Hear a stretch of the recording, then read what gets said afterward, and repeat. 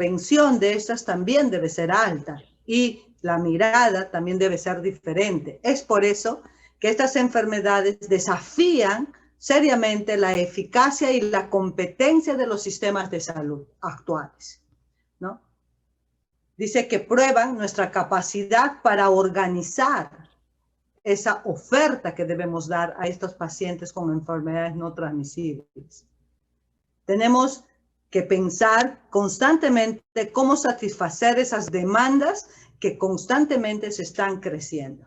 Entonces, esto es un jaque que nos está haciendo las enfermedades no transmisibles. Si ustedes cruzan cuánto invierte en salud transmisibles y no transmisibles, ustedes se quedan muy tristes, porque las transmisibles se llevan un 90% del presupuesto y las no transmisibles quedan con un 10-15%, a pesar que las estadísticas nos están ya sonando los oídos. Algunas características de estas enfermedades no transmisibles. Las enfermedades, dice, nos dan una carga social, económica y muy marcado en el gasto en el tratamiento. Menoscaban el bienestar de un individuo, y no solamente del individuo, sino de la familia, de una sociedad, e influye en el desarrollo de una sociedad y de la economía de un país.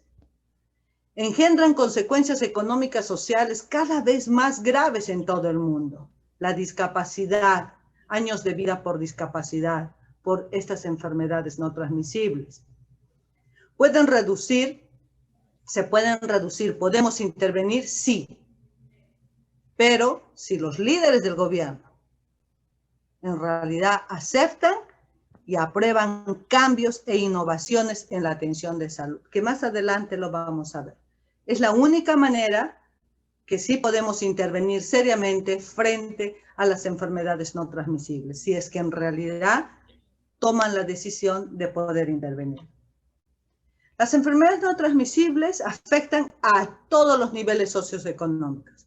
No es una enfermedad solamente de la gente que tiene plata o de la enfermedad que es solamente pobre. Afecta a cualquier nivel socioeconómico. La diferencia es en el acceso a los servicios. Ahí vamos a cuando hablemos disparidades. Por una parte, afecta la productividad del individuo y su capacidad de generar ingresos. ¿Qué quiero decir con eso?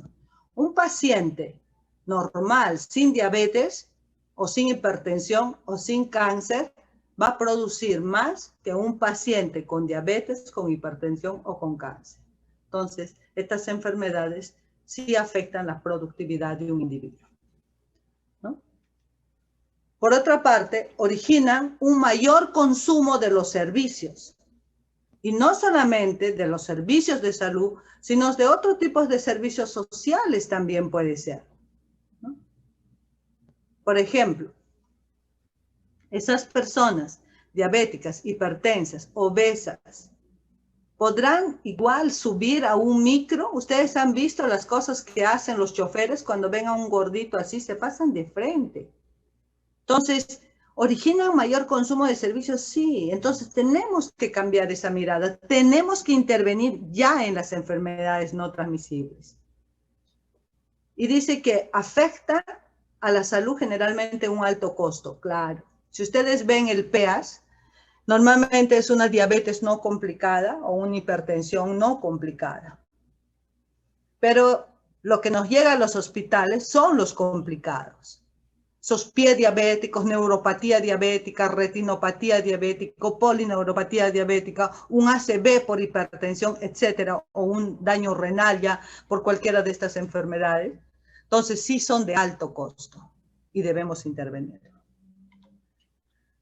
¿Estamos viviendo frente a una epidemia de las enfermedades no transmisibles? Sí, porque está cambiando nuestra demografía. Esta demografía cambia la economía del país y cambia también la parte social.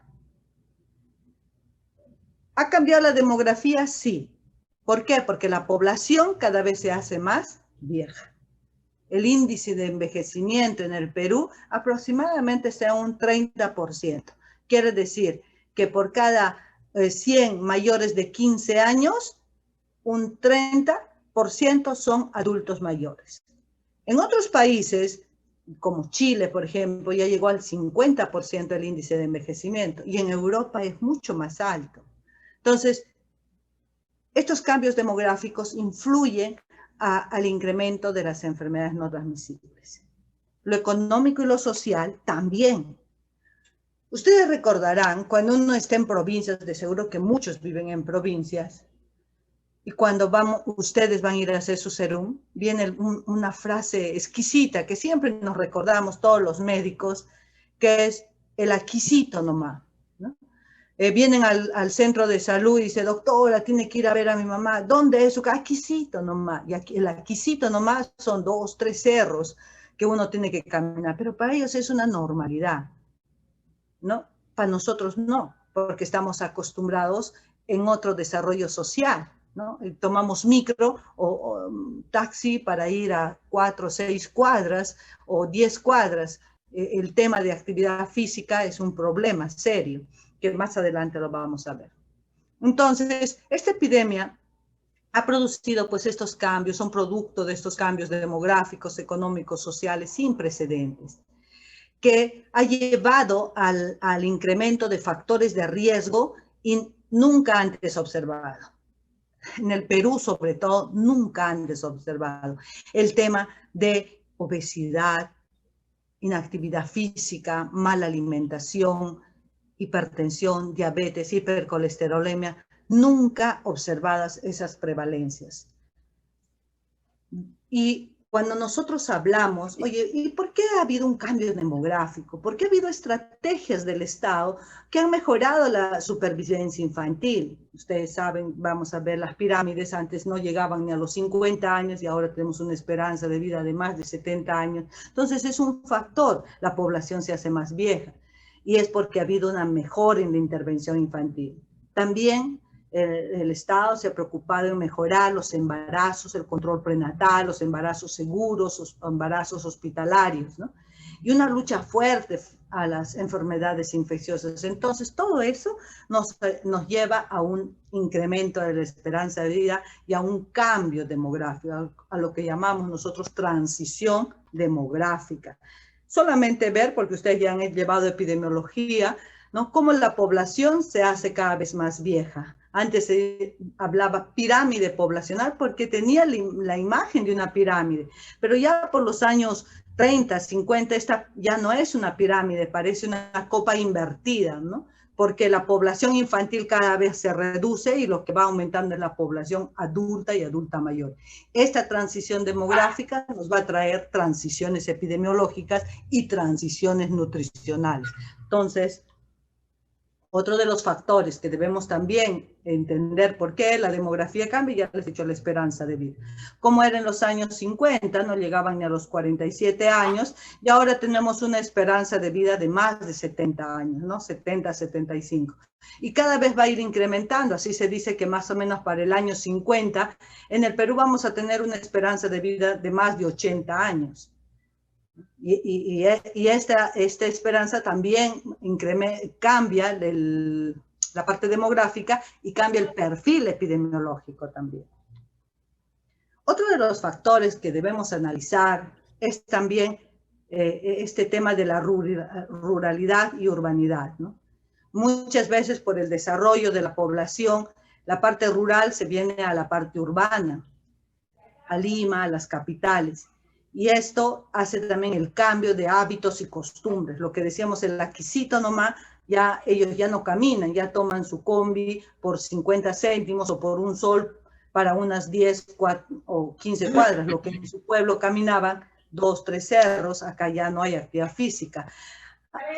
Recuerdo que viajé a Huancayo hace muchos años, y yo veía pues la pachamanca que vendían por las calles, el cuy, la trucha, y hace poco, antes del COVID fui a supervisar también, y ya ese Avenida El Sol, si no me equivoco, ya cambió, y había mucha comida rápida, hamburguesa, o sea, comida chatarra.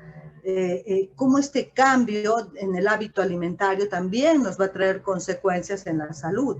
Entonces, esto de la ruralidad, urbanidad, es un factor también que está ayudando a incrementar estas enfermedades no transmisibles. Así también sabemos que en América Latina las enfermedades no transmisibles están presentándose de la siguiente manera. Primero, hay un aumento de la esperanza de vida que acabamos de sustentar.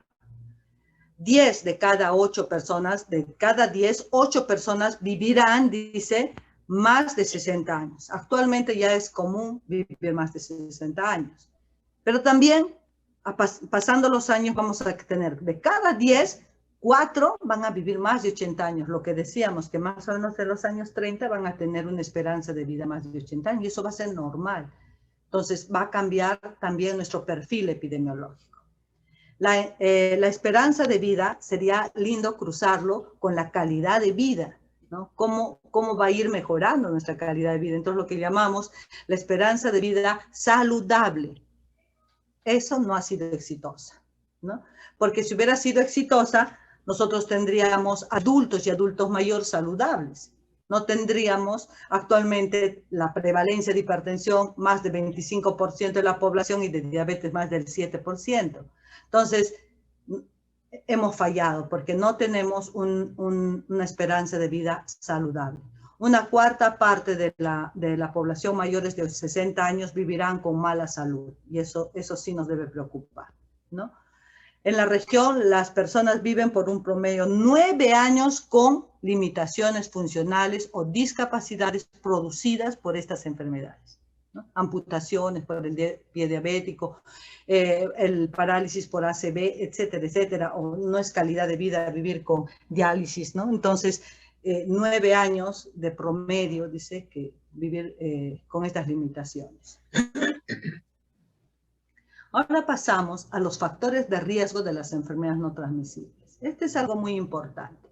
Sabemos que tenemos factores de riesgo modificables y no modificables.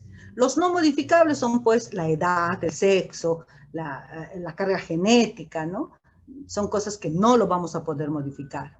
Pero sí hay factores de riesgos modificables en los cuales sí debemos intervenir. Uno de estos es el tabaquismo, el sedentarismo, la mala alimentación, la hipertensión, la diabetes, la hipercolesterolemia. Son factores de riesgo que sí podemos intervenir, por eso se llaman modificables. Estos factores de riesgos no modificables, como el tabaco, la dieta, la inactividad física, el alcohol, tienen como consecuencia una relación al incremento tanto de la prevalencia como de la incidencia, sobre todo de la prevalencia. Estos factores son comunes en estas enfermedades. El tabaco, enfermedades cardiovasculares, cáncer, enfermedades respiratorias, osteoporosis, problemas orales.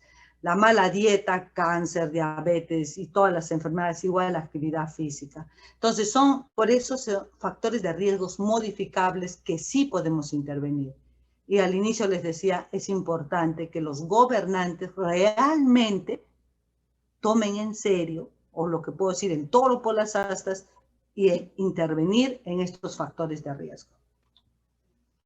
Según la Organización Panamericana de Salud, cuando hablamos de tabaco, sal, alcohol y actividad física, dice, tabaco, se cobran más de 7.2 millones de vidas al año. Si se incluye efectos de exposición al humo, al que está como pasivo, al que está a tu lado, se prevé que esta cifra aumentará considerablemente en los próximos años. O sea, 7 millones aquellas personas que fuman. Entonces, una lucha frontal que debemos hacer es frente al tabaco. Sal. La sal. Unos 4.1 millones de muertes anuales se están atribuyendo a la ingesta de exceso por sal.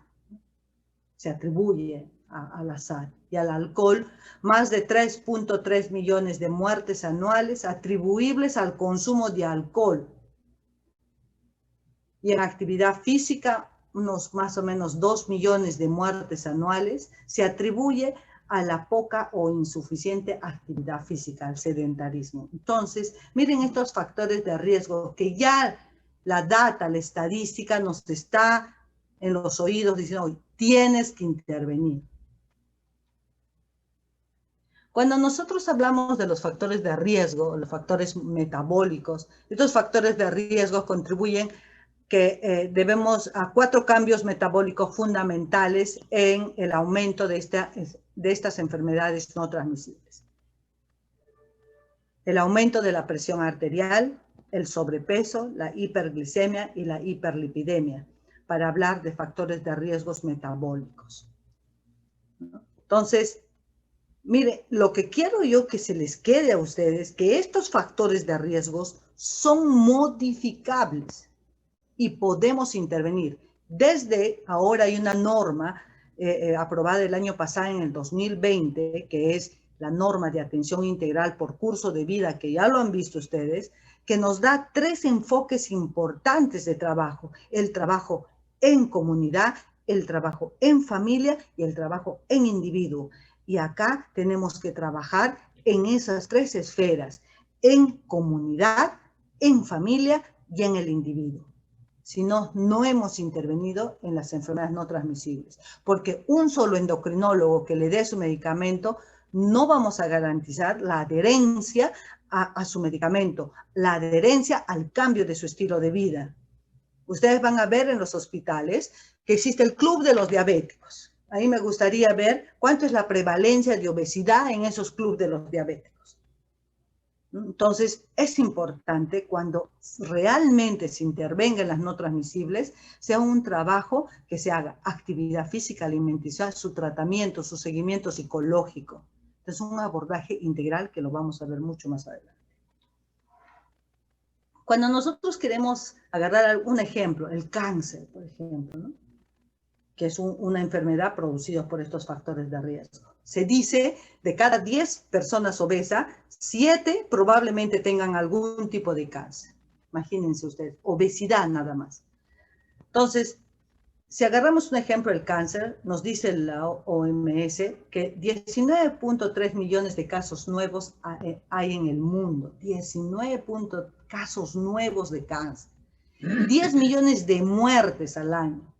50.6 millones de personas viviendo con cáncer. Entonces, nos preguntaríamos, ¿estamos preparados para atender esa cantidad? ¿Nuestro sistema de salud podrá trabajar con tantos millones de personas?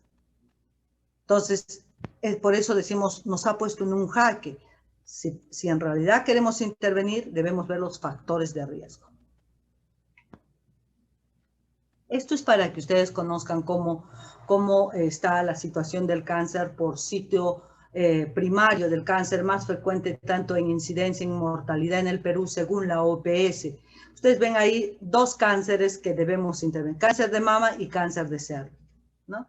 En cáncer de mama, que está aumentando, incidencia, son casos nuevos, y la mortalidad a los que están matando. ¿Cuáles son estos primeros? Cáncer de mama y cáncer de cervix. Y también tenemos el cáncer de próstata y estómago, ¿no?, en que esto tenemos que intervenir. Cuando toco el tema de tabaco, ¿no?, cuando le he hablado de los factores de riesgo, muchas veces son tabaco, cáncer de pulmón.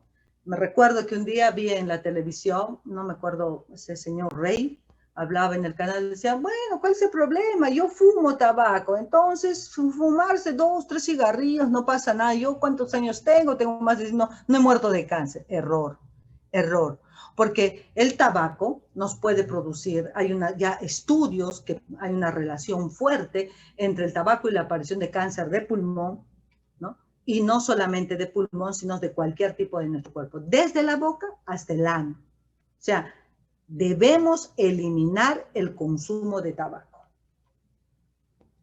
Bueno, este es un estudio también de cáncer en el Perú y los pesos que le ponen al tema de los factores de riesgo de las enfermedades no transmisibles. El cáncer, cómo va con el tabaco, con el alcohol, con la obesidad.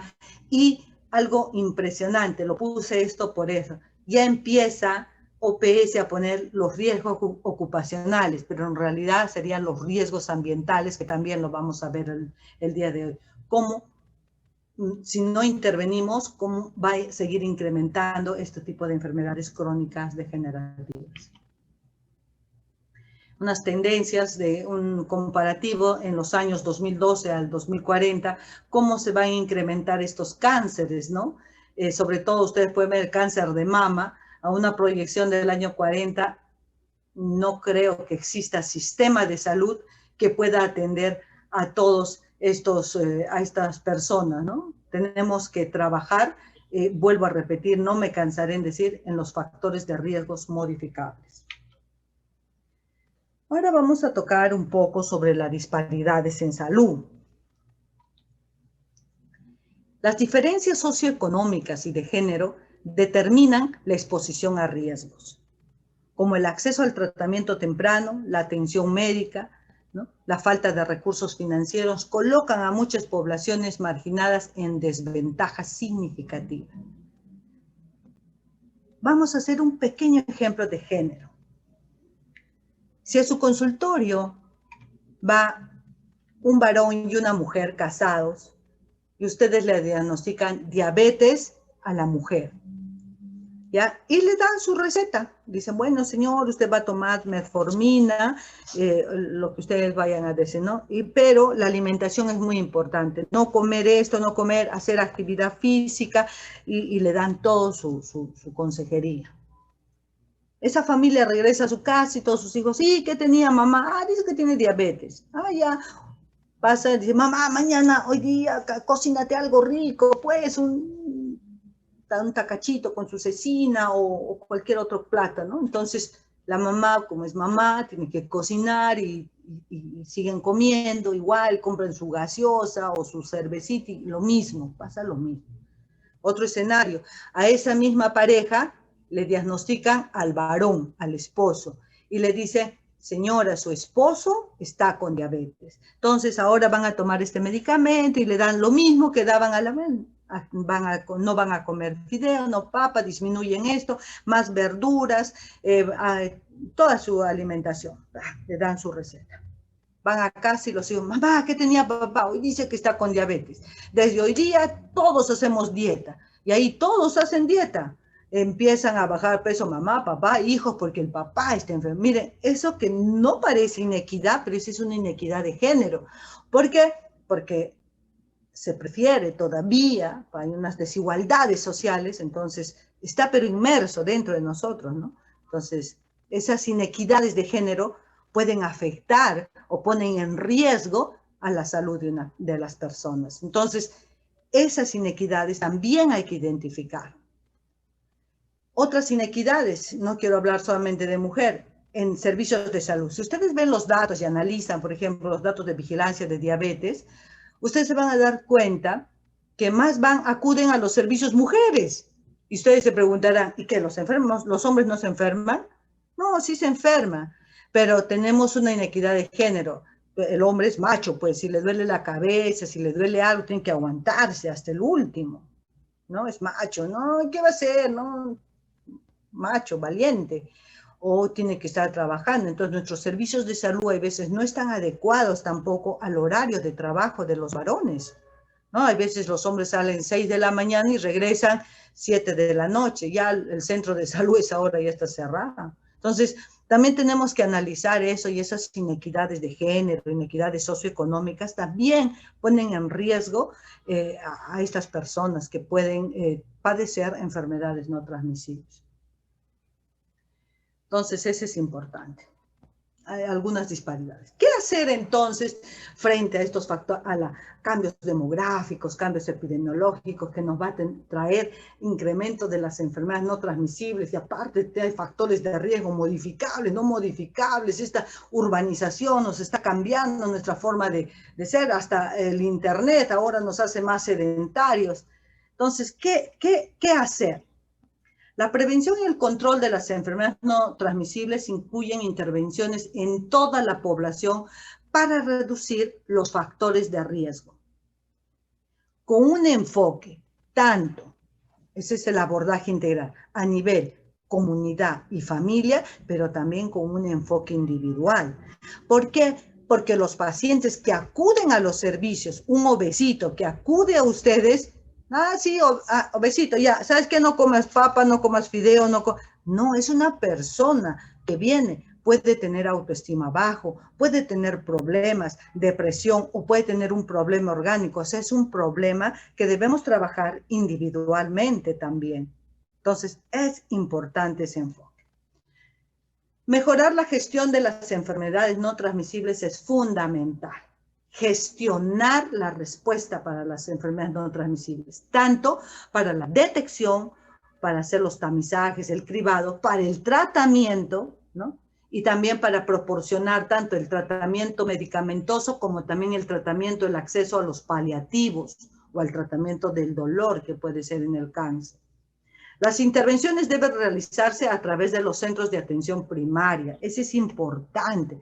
No pensar que diabetes, hipertensión debe llegar al hospital. O que el cáncer, como ahora, bueno, no lo he puesto en mi presentación, estaba haciendo un análisis de cáncer y seguimos en lo mismo, el grado de avance de cáncer que llegan a los hospitales está en grado 4, cuando ya pues muchas veces no hay nada que hacer. O sea, la proporción que debemos atender es grado 1, grado 2, o sea, tener ese lente de detectar tempranamente en el primer nivel de atención, una atención primaria, a pesar que OPS dice que el Papa Nicolau es una atención, una prevención secundaria, pero también el Papa Nicolau es una mujer sana, pero que tiene ya tiene más de 2 años de vida de relación sexual, tiene que hacerse su Papa Nicolau. Entonces, ¿por qué? Porque está sana, pero no quiere tener ningún factor de riesgo, no tiene factor de riesgo, bueno, ha tenido una relación sexual, 2, pero es consciente y quiere hacerse un Papa Nicolau para saber si hay algún problema. Entonces, el Papa Nicolau puede considerarse una atención primaria porque tienen que ser en el primer nivel de atención, y puede ser considerada una atención secundaria esas mujeres que ya están en riesgo, ¿no? Múltiple, o que tienen muchas parejas, etcétera, etcétera, que tienen que hacerse su Papa Nicolau.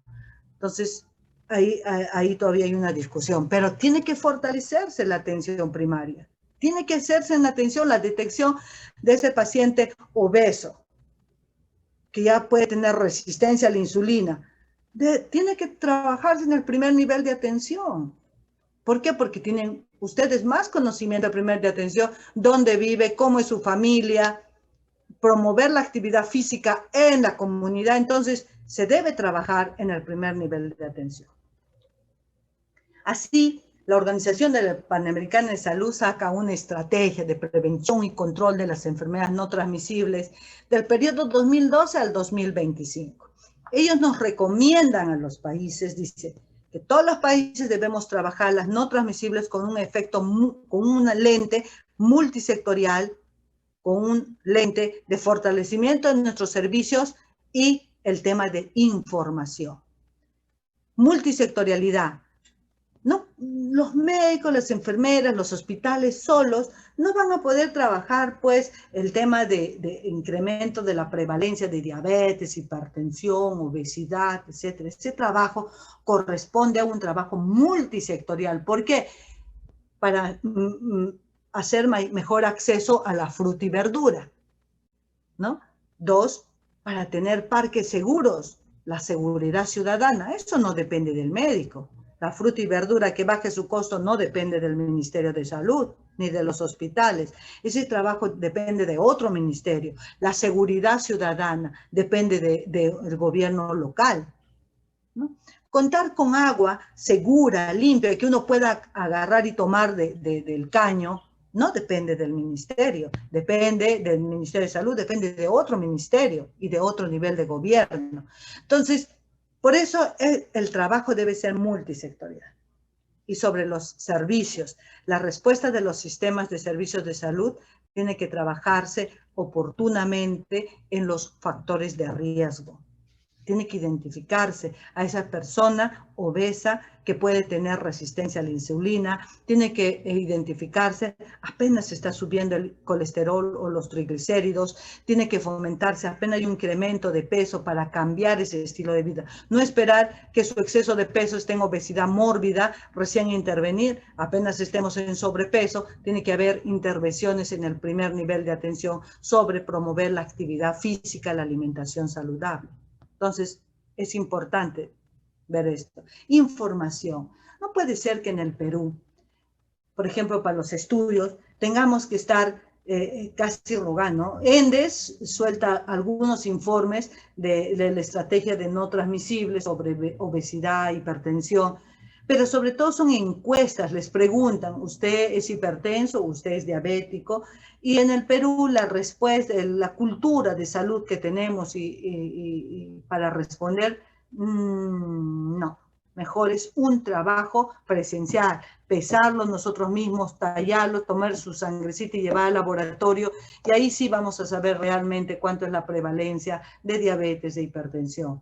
El contestar nosotros, a mí me va a decir, ¿usted cómo se siente? Obesa, gordita, linda, normal. Y yo, decir, yo me siento hermosa, yo estoy en mi peso normal, a pesar que puedo tener obesidad, pero yo me voy a ver bien. Entonces, nuestra cultura de percepción de salud es muy diferente. Entonces, deberíamos fortalecer tanto los estudios de investigación como la vigilancia epidemiológica en el Perú. Debería ser, pero ustedes saben que dentro de las funciones esenciales de la salud pública, la primera y segunda es de vigilancia epidemiológica y análisis situacional de la salud. Pero no sé qué pasa en el Perú.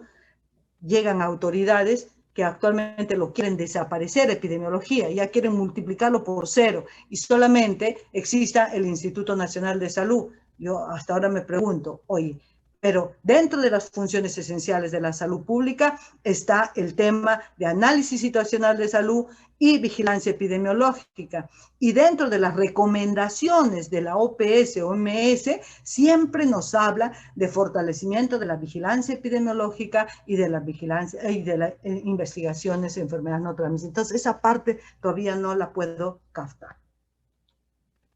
Entonces, ¿qué hacer? ¿Cómo intervenir? ¿Qué hacer? La pregunta es, ¿qué hago? Entonces usted dirá, ya, qué bonito, actividad física, ¿qué hago? Debemos trabajar fuerte en políticas públicas de alimentación saludable. Se ha intentado en el Perú con los octógonos, pero falta el tema de sal, el tema de azúcar, educar a la población por qué, no solamente poner un polígono, decir no coma, sino decir por qué, no tenemos que educar en alimentación, tenemos que promover la actividad física, tenemos que erradicar el tabaco, ¿no? Y los factores ambientales. No puede ser que estemos viviendo, ustedes ya han hablado en la segunda clase, los determinantes sociales de la salud. Es donde uno nace, crece, trabaja y puede morir. Entonces, donde tú vives desde que naces, cómo está ese ambiente desde su agua, sus suelos, su aire y sus cuestiones políticas, todo eso va a influir a que la población sea sana o enferma. Y en el tema ambiental, no puede ser posible que dentro del agua que toma el ser humano tenga arsénico, plomo, cadmio, mercurio. Y en el suelo y en el aire que necesitamos los seres humanos también estemos en riesgo. Y estas exposiciones a estos metales hay fuerte asociación al incremento de las enfermedades crónicas no transmisibles. Entonces, también se debe trabajar este tema. La otra pregunta, ¿y dónde trabajamos? Debemos trabajar en los hogares, en las comunidades, en las escuelas, en las universidades, en los centros laborales, ¿no? Las universidades, ese expendio que tienen, no puede ser pues, de comida chatarra, deberíamos tener donde nos vendan manzana, donde nos vendan pera, agua, acceso a un agua segura, porque el agua cuesta pues 2,50 soles, no, me lo guardo el agua para mi pasaje, pero tenemos que tener agua. Entonces tiene que cambiar la mirada de cómo podemos intervenir en lo que es no transmisible, ¿no? Y ¿Cómo hacemos esta intervención? Algo que está débil, y francamente yo ya hasta me voy a jubilar del ministerio, pero no encuentro la estrategia de cómo hacer la comunicación de riesgo, cómo comunicar a la población de por qué no se debe consumir tanta azúcar, del por qué se debe hacer actividad física. Entonces, y no solamente a las autoridades para que pueda haber intervenciones, ¿no? No puede ser, yo digo, señor, ¿sabe qué? Usted va a salir a correr y el señor vive en la Victoria, en la Avenida México. Ahí, te hace caso y sale a correr a las 5 de la mañana, regresa a su casa sin zapatillas. Entonces, a la próxima consulta, doctora, ¿sabe qué? No me diga que salga a correr, casi me mata. No, no. Entonces, el tema de inseguridad ciudadana. Entonces, tenemos todavía que trabajar, y ahí es el futuro donde van a entrar ustedes, porque ustedes serán los próximos ministros, directores generales, y ahí debemos trabajar fuerte en comunidad para que exista ese cambio de esos determinantes sociales, ¿no? Si no, no hemos hecho nada.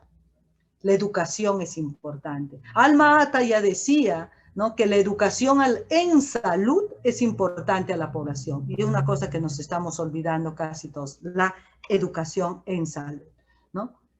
Debe haber participación, sí, debe haber participación comunitaria y debe haber participación de la familia y debemos participar todos. El tema de trabajar no transmisible no solamente es del endocrinólogo, del cardiólogo, del oncólogo, el tema de las no transmisibles es de todos, porque ahora debemos trabajar por todo el curso de vida. Y algo que quería traerles, el tema del tabaco, que es una lucha que debemos empezar ya con ustedes, a eliminar el consumo de tabaco. No puede ser pues que estemos invirtiendo, no sé cuánto costará, 50 céntimos o un sol, el tema del cigarrillo, para meternos a nuestro organismo acetona, amoníaco, neftalí, tremendina, fósforo, o sea, y fumarlo con placer, y todavía dicen, no, no puedo dejar el consumo de tabaco. Sabiendo también nosotros que el tabaco es responsable entre el 80 y 90% del total de defunciones provocadas por tumor maligno. Imagínense este tabaco que sí podemos eliminar de nuestra vida cotidiana. Entonces, no puede ser que nosotros, los médicos, colegas, no puede ser que estemos al borde del hospital, alrededor de la unidad, fumando una fumadita, entremos al consultorio y le digamos, bueno, señor, usted tiene, mire, un médico gordito, con su barriguita, fuma su cigarrillo. Y que llegue el paciente y le diga, bueno, señor, usted tiene que bajar de peso. ¿Qué dirá el paciente? Se reirá en su interior, ¿no? y encima le diga, usted tiene que dejar de fumar y su mano y su halitosis está olor a tabaco.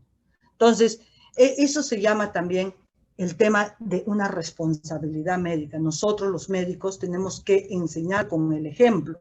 Tenemos que ser los médicos que nos lavamos la mano, que usamos uñas cortas, que asepsia, antisepsia, no podemos estar fumando. Tenemos que eliminar el tabaco de nuestra vida. Entonces es importante, colegas. Y tenemos que promover la actividad física. La actividad física es algo importante. Yo me acuerdo que hace años, cuando estuve en la jefatura, promoví Por tu salud, muévete Perú, ¿no? Y bueno, y ahí ya cambiaron, y ahora han entrado, y se cree que trabajar en no transmisibles es acá, guía de la hipertensión, guía de la diabetes, no va a haber un sistema de salud que tengamos que trabajar con 20 millones o 15 millones de personas con enfermedades crónicas. Tenemos que trabajar fuerte en los factores de riesgo, promover la actividad física fuerte. Recuerdo cuando estuvimos en la jefatura, promovimos en el ministerio, en el Congreso, y salió el aumento de 2 horas de actividad física para los colegios. Yo, feliz, pero no ha habido, no se mide que si estas 2 horas ha tenido un impacto positivo o negativo. Entonces, después de eso hicimos un análisis. Muchas veces hay corrientes, aquí estamos en un nivel universitario, no tengo ninguna bandera política, pero cuando nosotros analizamos hoy, ¿qué pasó con la educación física? Pues hubo un presidente, yo no lo voy a decir su nombre, que quiso estar 3 en su gestión, pero se quedó 2 gestiones. Entonces, este señor eliminó la actividad física en la currícula. Al eliminar la actividad física, la educación física que llevábamos, la profesión de profesor de educación física desapareció. Las universidades que formaban ya no forman profesores en educación física. Entonces, sacamos esa ley de incrementar 2 horas más de actividad física y nacía el otro problema. ¿De dónde sacamos profesores de educación física? Ya no se forman. Entonces, es un problema serio. y no depende solamente del ministerio, ya debería pensar el Ministerio de Educación, pero nos falta algo, tal vez en este periodo tenemos que ser más activistas para mover estos factores de riesgo. Entonces, el tema de actividad física debemos trabajarlo. Ahora en pandemia debemos estar pensando cómo promover en las casas la actividad física. Yo me atrevería a decir si la obesidad estaba en un 23%, yo pienso que subió a un 40%. La gran mayoría hemos subido entre 7 y 8 kilos en nuestros hogares. Entonces, ese es un tema que debemos pensarlo ahora en tiempo de COVID, promover la actividad física, ¿no? Y tenemos un enemigo y un amigo al mismo tiempo, el Internet, que gracias al Internet ahora podemos continuar las clases, es magnífico, pero también gracias al Internet muchas veces los jóvenes, los niños, los adolescentes se han hecho sedentarios. Muchos ya ni se paran para aprender y apagar, y todo es un control. Entonces, cada vez nos estamos haciendo más sedentarios. La tecnología también nos hace sedentarios. Recuerden, bueno, ustedes son bebés, pues, ¿no? Barriendo con escoba la mamá y eso hacía gasto de energía. No, ahora hay un robot que te lo barre solito todo, ¿no? Antes teníamos que desempolvar todo. No, ahora ya no. Ahora hay un robot que lo puede limpiar todo. Entonces, la tecnología también sí es buena, es muy bueno para el desarrollo, pero tenemos que prepararnos para no estar sedentarios también. Entonces, tenemos que promover actividad física. Con esto yo no quiero decir irse a un instituto o a un gimnasio. Basta con caminar 30 minutos al día, pero caminar constante o bailar o hacer los deberes de casa, lavar, planchar, trapear, pero continuo, siquiera 3 veces a la semana, estamos haciendo actividad física y vamos a perder calorías. Y tenemos que comer saludable. Entonces, todos estos factores tenemos que los médicos aprender a educar a nuestra población. El país ha hecho bastantes cosas, ¿no? Me acuerdo con la ministra Silvia Pechá y la viceministra María del Carmen, se luchó bastante y sacar estos octógonos, ¿no? Una lucha, pero ustedes no se imaginan. ¿Con quién, doctora? Con las grandes empresas. Y a mí me enervaba, se me paraban todos los cabellos. Cuando ustedes van a otros países, Europa, y las galletitas, le preguntan, sí, nosotros no utilizamos grasas saturadas, nosotros utilizamos otro tipo de grasas, porque las grasas trans, mejor dicho, les produce que ese crocante de las galletas. Pero en Europa ya no lo permiten. Y yo me preguntaba, ¿y por qué aquí en Latinoamérica sí? Y las empresas dicen, ay, no, es que nos aumentan el costo. O sea, acá sí les aumenta el costo y allá no. Entonces, es importante tener políticas fuertes y ser fuerte y en defender la salud de la población. Todavía está en riesgo esto de los polígonos porque hay muchas empresas que dicen que hacen sus envases para muchos años y incrementar esto les está aumentando el costo. Lamentable, pues. Nosotros estamos cuidando la salud, pero nos falta todavía este empoderamiento para poder defender fuerte. El consumo de frutas y verduras. Es una vergüenza, no consumimos frutas y verduras como deberíamos consumir. Es pobre el consumo de frutas y verduras. Si preguntamos, creo que a la semana consumen una vez y sábado y domingo. No consumen todos los días. La OMS y la OPS nos han recomendado 450 gramos de fruta y verdura al día. Y si es de muchos colores, mucho mejor. Pero no lo hace. Y ahora uno pregunta, ¿qué desobedientes? ¿Qué barbaridad? No, también es la economía, porque hay familias que viven con 20 soles al día. ¿Cuánto cuesta un kilo de manzana? Sus 7 soles. Entonces va a pensar, no, con manzana no voy a llenar la barriga de mis hijos, ¿no? ¿Cuánto cuesta la lechuga? 1,50 sol. Ya 2 lechugas ya son 3 soles. Dice, con lechuga no voy a llenar la barriga. Entonces, muchas familias lo que piensan es comprar su arroz, su fideo, su papa, ¿no? Para hacer el famoso combinado, arroz, papa, fideos y un poco de pollitos, ahí su cuello, su pechuga, su pechuga no, su cuello, su molleja, las patitas, etcétera. Entonces, tenemos que analizar también esos temas. No es tan fácil recomendar una alimentación saludable, come en esta porción fruta, vitaminas, proteínas y carbohidratos, tiene que ser balanceado.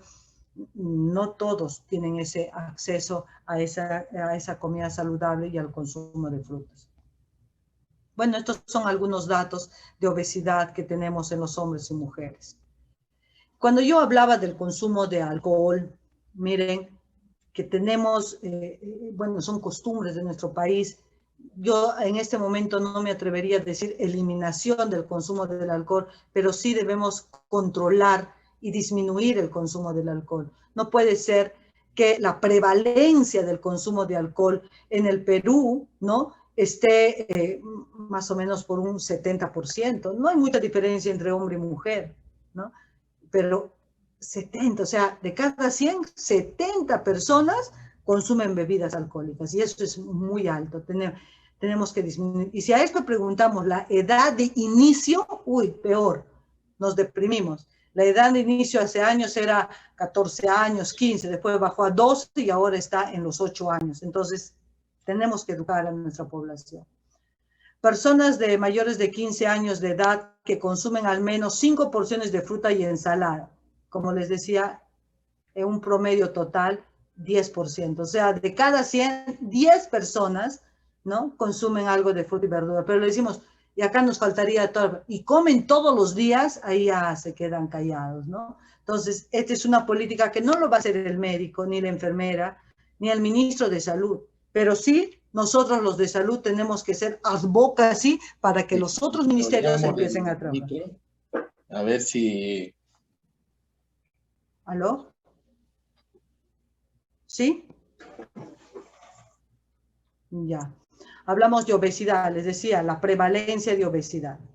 Miren la prevalencia en personas más de 15 años, 22.7%, ¿no? Yo decía, esto ha incrementado, porque Endes dice que esto ha sido en el 2014 a 2018, pero por la pandemia de seguro que estamos en 30, 35%, ¿no?, mayores de 15 años.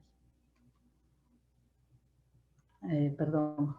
Actividad física. Les traigo aquí la actividad física de 2 estudios, la encuesta nacional de indicadores nutricionales, bioquímicos y socioeconómicos y culturales. En el 2005 realizaron este estudio, ¿no?, que es CENAN, el INS, a personas de más de 20 años de edad, en la que encontraron que el 40% de los encuestados presentaban sedentarismo. En el 2005, el 40% presentaban sedentarismo. Ahora, ¿cómo estaremos, no? Ese es preocupante. Y en el 2017 se realizó un estudio, ¿no?, por Tarki, Mamani y Carolina, en 10.000 peruanos entre los 15 a 69 años para determinar la prevalencia y factores asociados a la baja actividad física, ¿no? Y ahí ustedes pueden ver, y lo clasificó en alto, moderado y bajo, y pues bajo, más del 75% de la población tiene una actividad baja de hacer actividad física. Y esto debemos cambiarlo. Esto urge. Ahora, ¿esto lo va a hacer el médico? O sea, el médico va a decir, sí, tienes que hacer actividad física. Primero dirán, pues, ¿dónde? ¿No? Salgo al parque, me asaltan. Segundo, debemos hacer trabajos multisectoriales para crear espacios donde los chicos puedan ir a jugar su fútbol, su tenis, salir a correr. Tenemos que promover actividad física en los colegios, en las universidades. Tiene que volverse a promover esta actividad física. No puede ser que nuestro Perú esté tan sedentario. Las bebidas gaseosas. A mí esto yo les puse, a pesar de estar años antiguos, ¿no? Pero sí me llama la atención. Cómo en América del Norte, en estos últimos años, sí está disminuyendo el consumo de estas bebidas gaseosas azucaradas, y en el Perú se dispara. Entonces, no solamente esto es culpa de las personas, también es culpa de las políticas públicas, y eso tenemos que trabajarlo. Las comidas chatarras. Esto sí que es increíble. Si ustedes ven, aquí está casi todo Latinoamérica, y el que se dispara así sin vergüenza es el Perú en las comidas chatarras y con poca caloría o con nutricionalmente pobres. Es el país que se dispara en comparación con Brasil y con otros países que están en Latinoamérica. El Perú se dispara. Entonces, debemos trabajar políticas fuertes y esto depende no solamente del Ministerio de Salud, sino que el gobierno, la cabeza, el líder, tome conciencia de este trabajo. Un estudio que yo participé con todos los epidemiólogos, ¿no? Hicimos en 4 regiones un estudio de factores de riesgo de no transmisibles y en ese entonces pues encontramos un tipo de prevalencia y más de casi 1 millón de personas, 600, 700 mil personas en ese momento ya tenían diabetes. Más de 2 millones de personas con hipertensión, más de 4 millones obesos y cerca más de 12 millones con sobrepeso. O sea, si ustedes seguimos pensando que con guías, con atenciones a nivel hospitalario vamos a cambiar esta realidad, creo que estamos equivocados. Debemos trabajar fuerte en los factores de riesgo y ustedes ya han escuchado sobre los determinantes sociales de la salud y encaja muy bien en las enfermedades no transmisibles. Algo importante que quería traerlos, disculpen, permítanme sacar porque yo siento calor. Un tema que quiero que todavía no lo están viendo en el Ministerio de Salud, pero hay una epidemióloga de la maternidad, endocrinóloga, que siempre me empieza a decir, doctora, si no vemos obesidad no hemos visto nada. Entonces me puse a ver este tema de obesidad, a construir este tema, ¿no? Y ustedes ven al medio la obesidad y el sobrepeso. La obesidad y sobrepeso nos producen todas estas, diabetes, dislipidemias, arteria, cáncer y todas. Solamente por ser obesos podemos tener estas enfermedades. Estas enfermedades que nos producen incapacidad funcional, disminuyen nuestra calidad de vida, nuestro bienestar, disminuye hasta nuestra esperanza de vida y nuestra calidad de vida podría aumentar. Y que hay un incremento de la muerte prematura por estas enfermedades. Ya, ese es prospectivo. Pero si analizamos retrospectivamente nos preguntarían, oye, ¿por qué hay obesidad y sobrepeso? Bueno, porque hay alto consumo de alimentos, ¿no? Con alta carga energética, sodio, azúcar, las bebidas azucaradas, que ya lo hemos visto, el sedentarismo, el tabaquismo, etcétera, etcétera. Oye, ¿por qué hay estos alto consumo de bebidas? Bueno, porque hay acceso y disponibilidad. Ustedes si cierran un ratito sus ojos y boom, se transportan a UON, a Metro, a Plaza Bea, a Promar, no sé qué más hay, qué otras tiendas. Lo primero que ponen son comida chatarra, galletitas y todo lo que está con grasas trans. Frutas y verduras siempre está al fondo, ¿no? Entonces, hay acceso fácil y la mercadotecnia está pensando constantemente cómo hacer cada vez más accesible a la gente pobre. Por ejemplo, estas milk, esas cosas, no me acuerdo sus nombres, 18, 20 soles la lata. Pero ellos dicen, esto el pobre no va a poder comprar porque viven con 20 soles. Y sacan sobrecitos de 50 céntimos. Eso sí, pero ya el consumo de azúcar, ¿no? Entonces, el acceso disponible. Hay presiones de mercado, ya les dije que para sacar los octógonos hasta ahora hay una presión de los mercados. ¿Y por qué hay todo esto? Por lo que nos dice, ¿no? Las políticas públicas. Si los gobernantes no lo toman el toro por las astas, esto que les acabo de presentar, que solamente es la obesidad, no lo vamos a cambiar. Entonces, esto es importante, que se ha demostrado que el 80% de las enfermedades cardiovasculares, 90% de la diabetes, 30% de cáncer, son prevenibles mediante las siguientes medidas. Ya se habrán cansado. Dieta saludable, actividad física, evitar el consumo de alcohol, eliminar el tabaco y un acceso universal, pero realmente universal, ¿no? A la atención temprana y al tratamiento oportuno de las enfermedades no transmisibles. No puede ser, yo paro todos los días en el ministerio, que nuestros endocrinólogos o nuestros médicos internistas en el, bueno, sí, usted tiene que tomar inyectarse su insulina, o a otro le dan metformina, o les dan sus otros medicamentos, van a la farmacia del hospital, no, se nos ha acabado. No tenemos. ¿Cuándo va a llegar? Será pues de acá a meses. No puede ser, porque ese medicamento que vende el hospital, la metformina, creo que cuesta 10 céntimos. Van a la farmacia, eso les va a costar pues mucho más, 2 soles, 3 soles. Lo que podrían comprarse para todo el mes, ellos van a comprar una tableta. Entonces, se tiene que garantizar el tratamiento a todas las personas con enfermedades no transmisibles.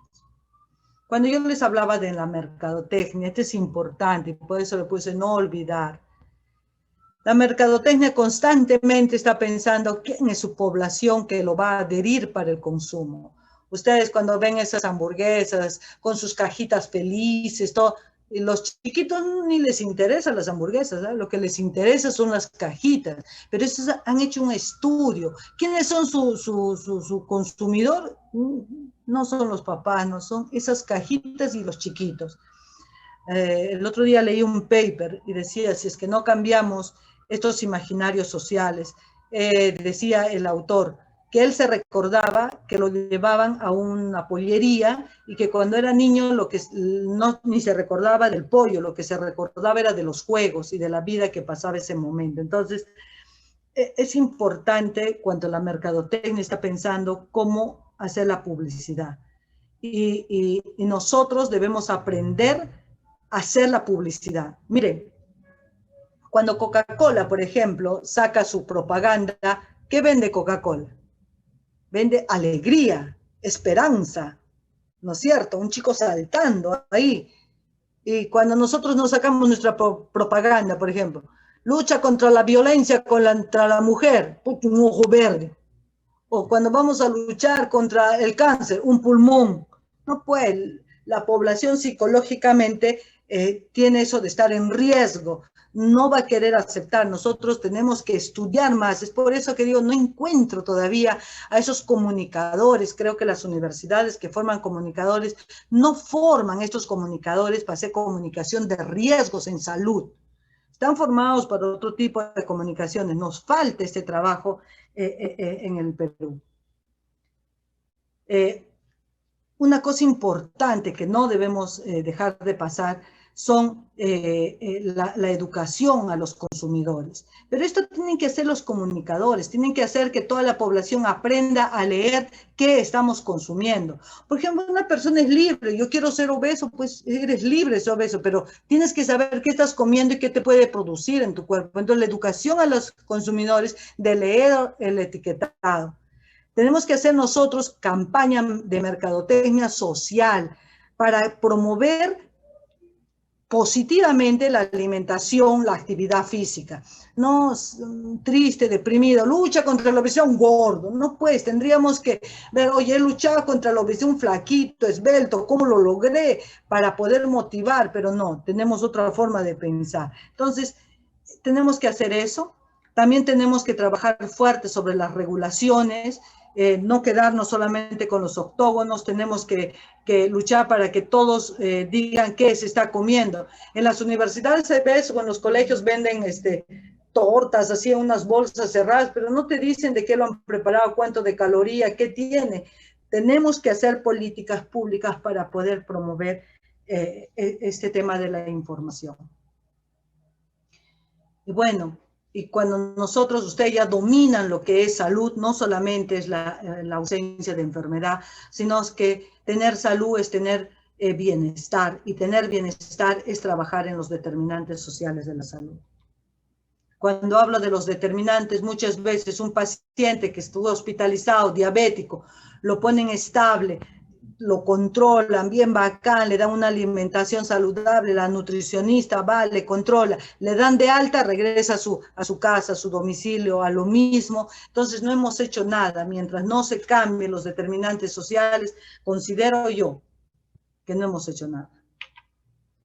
Entonces, también les decía que tenemos que tener servicios de salud. ¿Se acuerdan? El trabajo multisectorial que decía la OPE y los servicios. Y aquí en los servicios de las no transmisibles cambia la mirada, pero tienen que entender todos que cambia. No es lo mismo trabajar a población con patología infecciosa con patología de enfermedades crónicas, enfermedades no transmisibles. Por ejemplo, los procesos agudos infecciosos, el enfoque es en centrar a la enfermedad. En cambio, en un proceso de los crónicos, los no transmisibles, es centrado a la persona.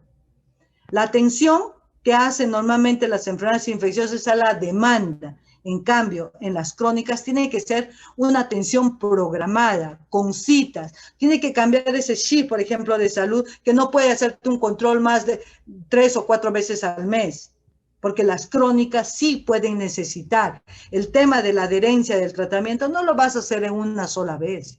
Tiene que trabajar ahí psicólogo, asistente social, el médico, la enfermera, para que exista realmente adherencia al tratamiento. Tiene que tener un equipo de salud. En las infecciosas es reactivo. Aparece un brote, actúan. En cambio, en las crónicas tiene que ser proactivo. ¿Por qué? Nosotros tenemos que trabajar, cuando hacemos la historia natural de la enfermedad, tenemos que trabajar en el punto A y en el punto B. ¿Qué quiere decir? Tenemos que trabajar en personas sanas y en personas que están en riesgo para que no lleguen al punto C, que es la enfermedad. Tenemos que trabajar fuerte en esto. Entonces, tenemos que trabajar en educación, promover alimentación saludable, actividad física. O sea, tenemos que ser proactivos. En un paciente con enfermedad aguda es pasivo, recibe, infeccioso, recibe. En cambio, en un paciente crónico, ahora peor con el acceso al internet, es un paciente activo, informado, involucrado en su tratamiento. Eso debemos, por eso a veces ponen en jaque al sistema, porque debemos estar preparados. La OMS dice, nos pone un modelo de cuidados crónicos, ¿no? En este modelo de cuidados crónicos habla que debemos tener un sistema de salud organizado de la atención. Lo ya hemos hablado cómo debe ser, ¿no? Además, la OMS dice debe haber un tema de apoyo de automanejo. Han sacado varios libros, OMS, OPS, digamos, el autocuidado de pacientes hipertensos, diabéticos. También habla de un sistema, de que debemos tener un sistema de atención a pacientes crónicos, y ya lo planteé en la anterior diapositiva. Tenemos que trabajar en la toma de decisiones, pero asertivas, cómo organizar el flujo. Por ejemplo, ahora en la pandemia vamos a ver pacientes diabéticos. Yo creo que la cuarta ola o la quinta ola en realidad va a ser el incremento porcentual de las enfermedades no transmisibles, obesidad, hipertensión, diabetes y cáncer. Entonces, es importante eso. ¿Qué dice que las pilares son? Las enfermedades crónicas, paciente informado y activo, y un equipo de salud bien preparado. Ese equipo de salud bien preparado tiene que tener destrezas, tiene que informarse constantemente, tiene que tener los recursos adecuados. No puede ser que de su diagnóstico no haya laboratorio, se acabó el insumo, o no haya el medicamento, o no vaya el médico, justo se enfermó o está de vacaciones. Entonces, tiene que estar bien organizado de tal manera que al paciente lo tengamos adherido al tratamiento y un buen control. De seguro que no vamos a llegar a tener pies diabéticos o retinopatía diabética. Es importante la inversión en la prevención. Ya sabemos que los altos costos ya son las enfermedades como cáncer, diabetes, enfermedad renal crónica, pero sí debemos trabajar en los factores de riesgo. Podríamos prevenir millones de muertes en los próximos 10 años.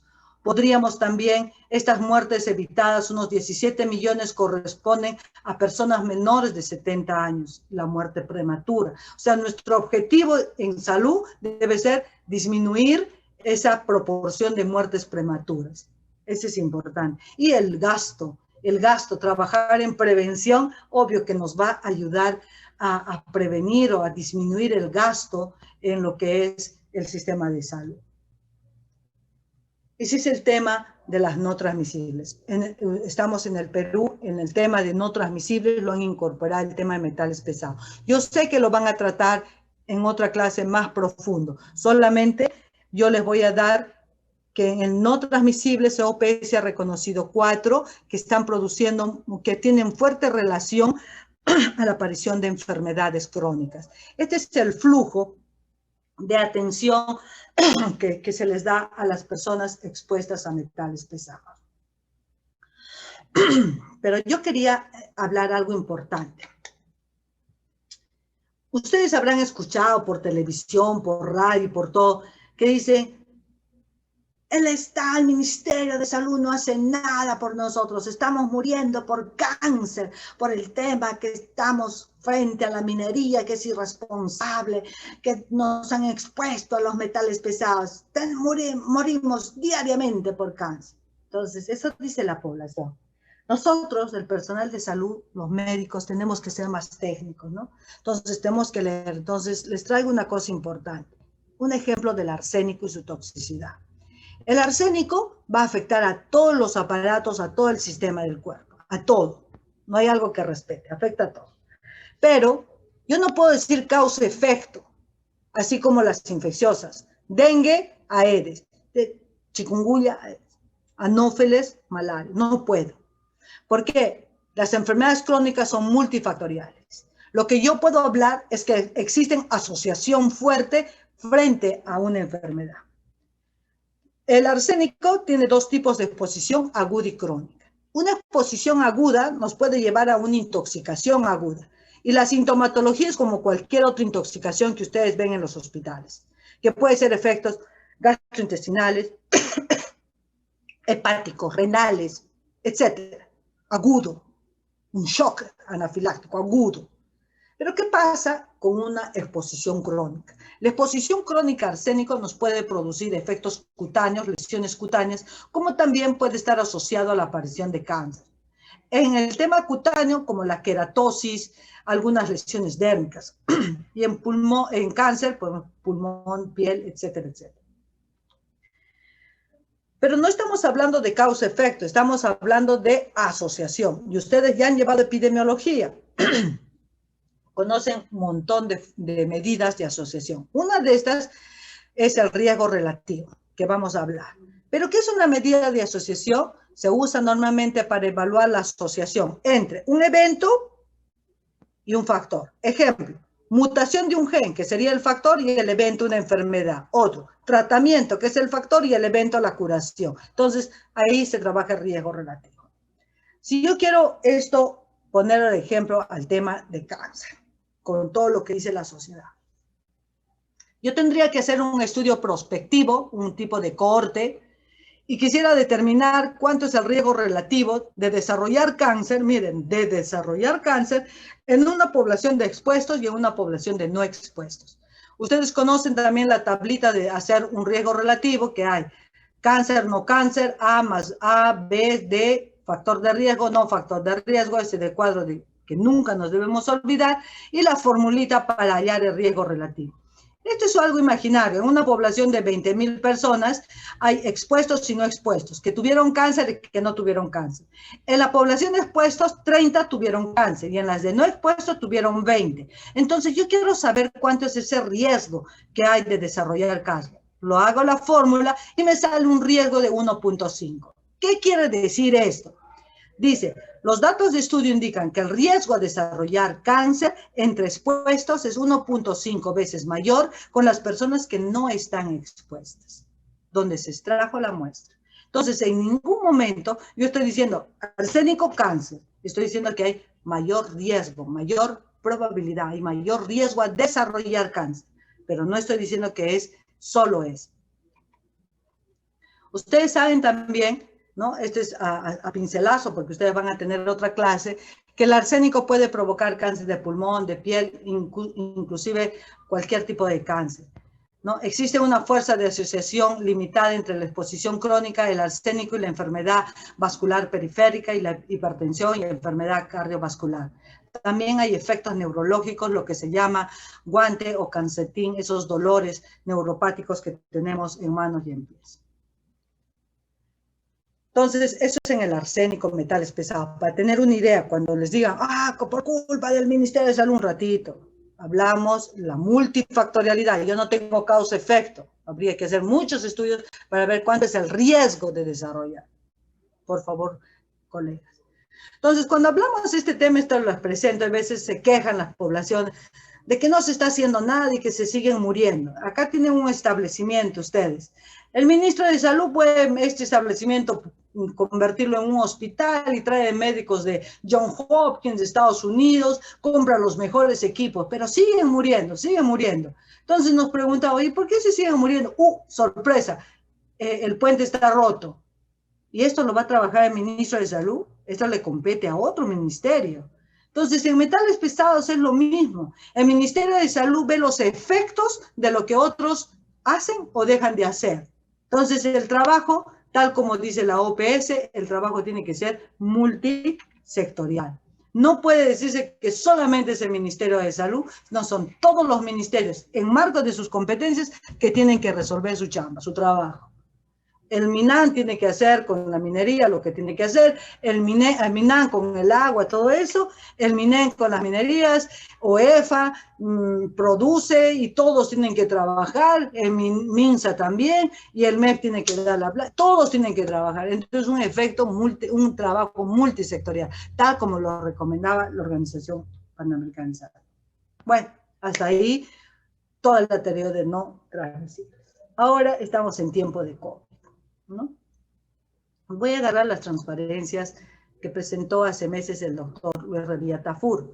Ustedes ya saben todo lo de no transmisibles, los determinantes sociales, la globalización que está aumentando obesidad, hipertensión, el consumo de tabaco, etcétera, etcétera, es un incremento de todas estas enfermedades no transmisibles. Pues hicieron varios estudios por el COVID, porque todavía había mucha lucha. Oye, ¿qué está pasando? ¿Quiénes son más vulnerables? ¿Quiénes son menos vulnerables? ¿No? Cada vez los estudios se demuestra mucho más de que tener algún factor de riesgo de enfermedades no transmisibles te hace más vulnerable tanto a la hospitalización y a morir por el COVID, ¿no? Entonces, el riesgo de hospitalización por COVID, por enfermedades no transmisibles, en un estudio por María Kirberly y sus colaboradores, dijeron que tener diabetes te aumenta el riesgo de llegar a hospitalización por COVID, ¿no? En un 3.1, igual fumar cigarrillos y tener y ser obesos, o sea, estos factores de riesgo te incrementan el riesgo de ser hospitalizados si te contagias con COVID. Entonces, este es un sustento interesante. Y el riesgo por morir, igual. Entonces hicieron un estudio en 16.749 pacientes y demostraron que estos pacientes tenían estas enfermedades crónicas y el odds ratio es el odds ratio, ¿no? El riesgo relativo. Dijeron, oye, tiene casi 2 porcentajes más de poder morir si tienen estas enfermedades crónicas y encima se enferman con COVID, a las que fueran, que no tuvieran estas enfermedades, el riesgo de morir incrementa al tener estas enfermedades crónicas. Igual en esto le aumentan solamente la variable de edad, ¿no? 80 años. A mayor edad tienes mayor riesgo de morir por COVID. Esto ahora debería haber otros estudios. Eso era porque los señores salían en Europa, entonces hicieron, pero ahora se está viendo aquí en el Perú niños, adolescentes, jóvenes que están llegando a UCI, pero que su riesgo de morir no es tan alto, ¿no? Entonces, esto es importante para la toma de decisiones. Otros datos del Perú que he tomado son del NotiWeb, ¿no? Entonces, ahí hicieron un estudio de 16.900 pacientes atendidos, ¿no? En COVID, dice diabéticos infectados por COVID, en un total de 16.966 casos. De estos 16.000, el 33%, más de la cuarta parte, se hospitalizaron y el 62% eran sexo masculino. De estos, el 45% es alto, ¿no? Fallecía con una estancia hospitalaria de 8 días. Asimismo, en esta magnitud de las no transmisibles de COVID, nos presentan estas comorbilidades que tenían los pacientes que en ese momento lo notificaba. Entonces, había pacientes con enfermedad renal crónica, daño hepático, hipertensión y todas las enfermedades que ustedes ven y cómo el riesgo que tenían a morir también, ¿no? Y ahí el riesgo relativo es alto, ¿no? 3.61, 3. A no tener COVID, a no tener estos factores de riesgo, ¿cómo incrementa tener estas enfermedades a llegar a morir por COVID? Y ya llegando casi al final, fallecidos por COVID, no en los registros de no transmisibles. Pacientes con COVID que fallecieron y que tenían hipertensión. Miren, alumnos, acá todavía de seguro que hay un subregistro, porque en el momento de que están atendiendo al paciente, lo interesante era atender al paciente. Había muy poco se estaba registrando, de tal manera que los pacientes se quejaban que no le daban información los médicos, era porque el tema era atender a los pacientes. Entonces, pero a pesar de eso, ya la estadística nos está demostrando algo. Sabemos que la hipertensión, la prevalencia de hipertensión es 23% en la población. Por eso digo que debe haber un subregistro. Pero hay datos. En estos pacientes que fallecieron, más del 4.8, o sea, más del un 5% tenían hipertensión en ese momento, ¿no?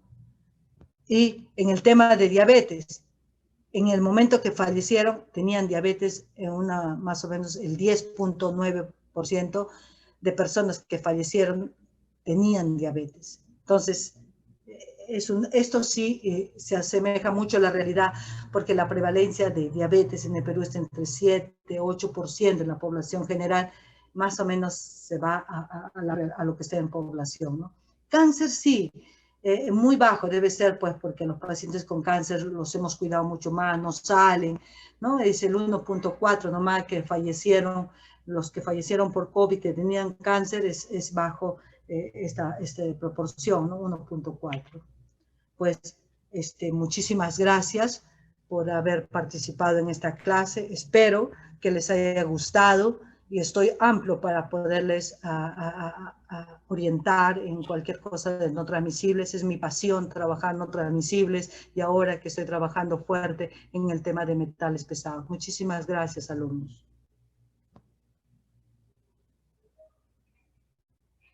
¿Alguna pregunta?